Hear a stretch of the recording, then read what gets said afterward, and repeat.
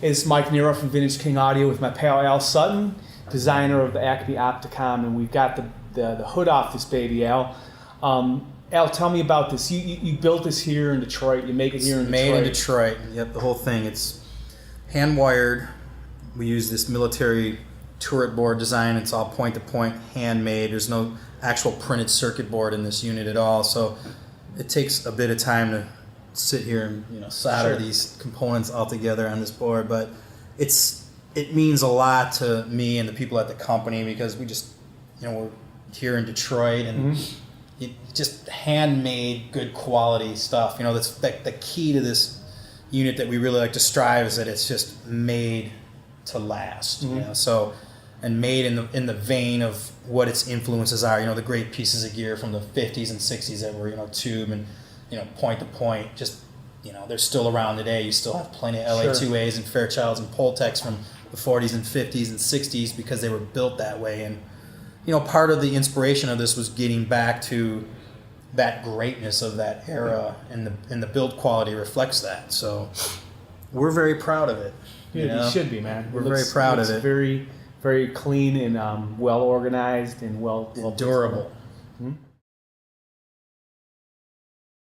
Let's go over the front panel, the various controls and settings, and how do you use this? Functionality, yeah. Well, it's a real simple fixed threshold compressor. You start with the input knob, and the way it works, you just set the input meter at 0 dB on this meter with +4 input at 1K average is the start of gain reduction, and from there on, anything more you drive will push the unit more into compression. So that's where it's calibrated at. And sometimes you'll be driving the input really hard. That's why you have the 2X switch on the front to actually double range switch to save the life of the meter from breaking.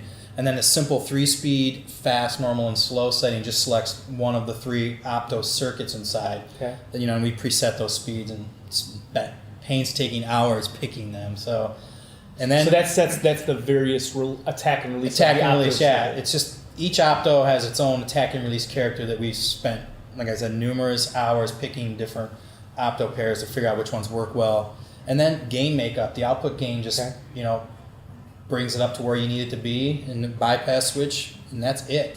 So Al, let's say someone's going to cut a lead vocal. Where do you start? A good mic, a good singer, hopefully. Well, let's assume, I don't know if I have that, but let's assume you have a really good singer. All I'll do is I'll just dial in the threshold, the input gain until I hear the amount of compression that I feel comfortable with. Play with the 3 speeds. Normally I'm always on the middle setting, but like I said, some people they use it fast. Some people like it on the slow setting. And then just make the gain up. If I'm inserting it, I'll just do it as a unity thing. Nowadays everybody just goes through their units, and it's the last thing that you have in the chain before Pro Tools. So set your level with the makeup gain, and that's it. A lot of the input and output bypass switch just to see how it's sounding and where your gain unity level is set, and that's it. And pretty simple. It's so simple. You can't really mess it up, and and it doesn't really, like I said, it doesn't mangle sound into a point where it's unusable. So it's a pretty foolproof compressor. Sure. So. Okay. All right, let's talk about the rear panel, the connections. You got a ground switch. So basically, it's very simple. We have standard XLR input and output, and it also has TRS quarters as well. A ground lift switch, a power cord, 5 vacuum tubes. We have the input stages and the output stage. We actually are using vacuum tubes to drive the meters as well, and a vacuum tube to drive the side chain of the compression circuit as well, which goes back to that old statement of, why are you using tubes to do jobs that, an IC chip can do. But when you look inside of it, I don't think it would be very pretty to see an IC chip in there. It would sitting in the middle. It would be a big black spot in it. So it functions wonderfully the way it is, and it might be excessive, or as some people might say, antiquated, or overbuilt. Overbuilt, yeah, but I do believe that it'll affect the sound of it if you were to design it down to some newer specs, so we just built it with these tubes in mind, and that's just the way it's going to stay built. All right. Al, thanks for coming by and giving us the lowdown. Thanks for having me. Yeah, no problem. I appreciate it. Good luck. Yeah, thanks. Right on.